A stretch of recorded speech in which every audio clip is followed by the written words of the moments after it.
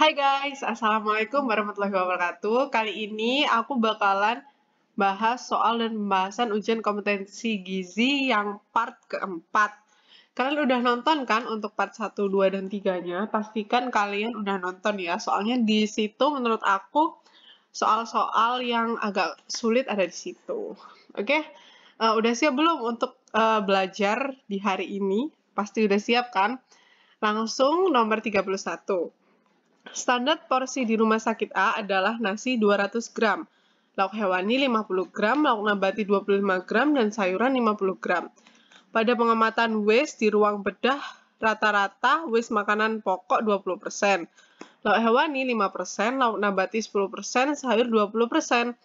Lalu dibandingkan dengan standar pelayanan minimal rumah sakit, apa kategori waste di ruang bedah rumah sakit A pada kasus tersebut?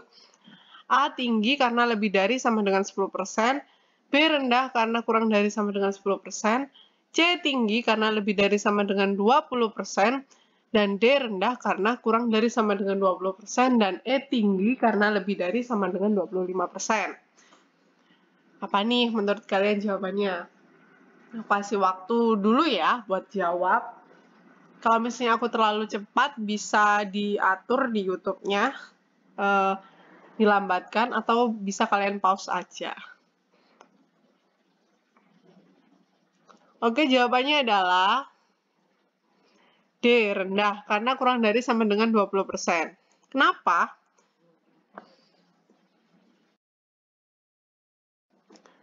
Berikut cara pengerjaannya. 20 tambah 5 tambah 10 tambah 20 dibagi 4 kali 100%. Nah, hasilnya 13,75%. Yang mana kategori waste yaitu rendah, kurang dari 20%. Kalau kategori waste-nya tinggi, sama dengan lebih dari sama dengan 20%. Oh, maaf, lebih dari 20%. Oke, lanjut nomor 32. Seorang ahli gizi merencanakan menghitung kebutuhan bahan makanan di panti jompo yang berpenghuni 80 orang. Rencana menunya hari itu adalah pepes ikan dengan ukuran 1 porsi ikan 50 gram. Dan harga 1 kg ikan itu 25.000. Berapa kebutuhan anggaran untuk menu pepes tahu bagi semua penghuni panti jompo pada kasus tersebut? A 50.000, B 100.000, C 150.000, D 200.000, dan E 250.000. Menurut kalian apa nih jawaban yang tepat untuk soal ini? Yuk, kemampuan menghitungnya harap ditingkatkan ya. Karena nanti kita nggak dapat kalkulator dan juga alat tulis menulis. Jadi diawang-awang gitu. Oke, udah dijawab belum? Oke, jawabannya adalah B, 100.000. Caranya ya tinggal 80 kali 50, 4.000 gram. Nah, berarti 4 kilo. Nah, per kilonya harganya 25.000. Berarti 4 kali 25.000. Sama dengan 100.000. Oke, lanjut. Nomor 33.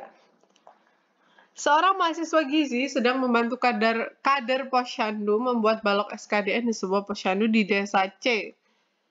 Data hasil penimbangan bulan itu ada sebanyak 89 balita yang datang ke posyandu untuk menimbang dari jumlah 100 balita, semua yang ada di desa tersebut. Dan dari 89 balita yang datang menimbang, ada sebanyak 65 balita yang naik pertumbuhannya. Mahasiswa tersebut saat ini sedang membuat balok N dalam grafik SKDN. Berapa jumlah yang harus diplot dalam balok oleh mahasiswa tersebut? A 89, B 100, C 65, D 165, E 189. Menurut kalian apa nih jawabannya? Jadi soal ini menanyakan N. Apa itu N? Apakah kalian sudah hafal? Harap dihafalkan. SKDN, D per S, golongannya itu kalian harus hafal. Oke, jawabannya adalah C, 65.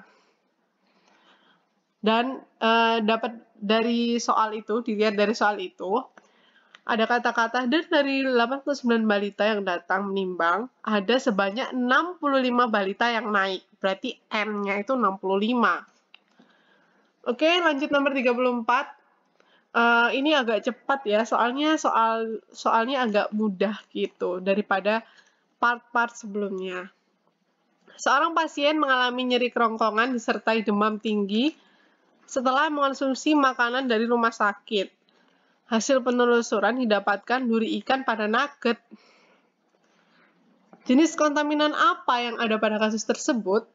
A. Fisik, B. Kimia, C. Biologi, D. Toksikologi, E. Mikrobiologi. Menurut kalian apa nih? Ini gampang sekali. Jangan lupa dihafal apa aja kontaminan fisik, kimia, biologi. Oke, jawabannya adalah A. Fisik. Lanjut nomor 35. Seorang ahli gizi memberikan penyuluhan di posyandu. Lalu, ahli gizi tersebut memperlihatkan atau memperagakan cara pembuatan MPASI yang baik kepada ibu balita. Apakah bentuk penyuluhan yang diberikan? A. Brainstorming, B. Bermain peran, C. Demonstrasi, D. Konseling, E. Seminar. Ini gampang sekali ya, karena dilihat dari soalnya ada kata-kata memperlihatkan atau memperagakan. Berarti jawabannya adalah C, pastinya demonstrasi. Jadi kalian harus hafal apa itu. Contohnya brainstorming, bermain peran, demonstrasi, konseling, dan juga seminar. Oke, lanjut nomor 36. Seorang laki-laki umur 60 tahun dirujuk ke Poligizi sebuah rumah sakit. Diagnosisnya hipertensi grade 2. Hasil anamnesisnya kaki bengkak dan terasa kesemutan. Hasil pemeriksaannya edema pada tangan dan kaki, tensi 160/100 mmHg, kolesterolnya 190. Lalu nutrisionis menganjurkan agar klien menghindari konsumsi makanan sumber natrium dalam dietnya. Apa jenis makanan yang harus dihindari pada kasus tersebut? A. Keju, B. Susu, C. Roti, D. Sirup, dan E. Yogurt. Ini mudah sekali. Sudah tertebak ya guys. Langsung aja dijawab apa jawabannya. Ya benar, keju. Karena keju merupakan makanan yang berpengawet. Oke, lanjut nomor 37. Seorang nutrisionis memberikan konseling di ruang rawat inap pada pasien umur 48 tahun, berat badan 46 kg, tinggi badan 152 cm. Nah, diagnosis dokternya dia terkena diabetes mellitus. Hasil anamnesisnya jarang mengkonsumsi gorengan. Jarang konsumsi buah dan sayur. Lalu kopi 4-5 kali sehari dan senang mengkonsumsi gorengan. Hasil pemeriksaan gula darah puasanya 401, lalu kolesterol totalnya 233. Pesan yang disampaikan pada konsultasi gizi adalah makanan yang dianjurkan dan makanan yang tidak dianjurkan. Apakah makanan yang harus dihindari oleh pasien ini? A. Nasi, B. Ikan, C. Buah, D. Sayur, E. Gula pasir. Pastinya ini mudah sekali karena si pasien ini terkena diabetes mellitus. Jadi apa yang harus dihindari oleh si pasien ini? Jawabannya adalah pastinya E. Gula pasir. Lanjut nomor 38. Suatu rumah sakit menerapkan siklus menu 10 hari plus 1. Setiap menu hari ke-1, ke-3, ke-5, ke-7, dan ke-9, rumah sakit selalu menyediakan buah apel sebagai selingan siang. Jumlah rata pasien di rumah sakit tersebut adalah 50 pasien per hari. Spesifikasi buah apel yang ditentukan oleh pihak pengadaan adalah apel Malang. Ukuran sedang, isi 7 per kilogram. Berapa kilogram buah apel yang harus dipesan untuk satu siklus menu? A. 24 kg, B. 27 kg, C. 30 kg, D. 33 kg, dan E. 36 kg. Jadi jawabannya adalah, silakan dihitung terlebih dahulu.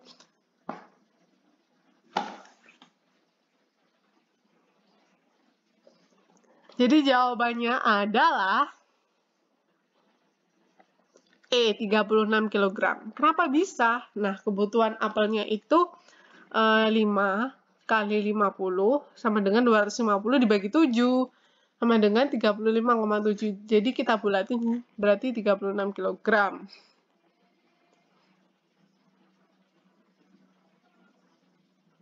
Jadi 5 ini jumlah siklusnya, lalu 50 ini pasiennya. Berarti ada 250. Kita butuh 250. Lalu dibagi 7. Karena 1 kilonya isi 7. Berarti butuh 36 kg. Oh, maaf, 1 siklus menuding, bukan dibagi 7 gara-gara maaf 5 kali 50 sama dengan 250 dibagi 7. Ya, benar-benar. Dibagi 7 itu gara-gara isinya. Lanjut, nomor 39. Seorang wanita berusia 30 tahun, tinggi badan 155 cm dan berat badan 43 kg. Dirawat di rumah sakit dengan diagnosa medis infeksi bronkopneumonia akut yang menyebabkan asupan energi rendah NI 1.4 berkaitan dengan anoreksia, mual, muntah, diare yang ditandai dengan hasil recall lebih kecil dari 60% dari kebutuhan. Jenis diet dan bentuk makanan apa yang tepat diberikan oleh ahli gizi pada kasus tersebut? Nah, dia kena infeksi bronkopneumonia, terus ada anoreksia, mual, muntah. Harus dikasih apa ya? A. TETP dan lunak, B. TETP dan biasa, C. TETP dan saring, D. TETP dan cair, E. TETP dan enteral. Menurut kalian apa nih jawabannya? Oke, jawabannya adalah benar A. TETP dan lunak. Udah kelihatan ya, soalnya dia itu ada anoreksia, mual, dan juga muntah. Oke, lanjut nomor 40. Pasien perempuan umur 87 tahun dirawat di rumah sakit karena radang usus.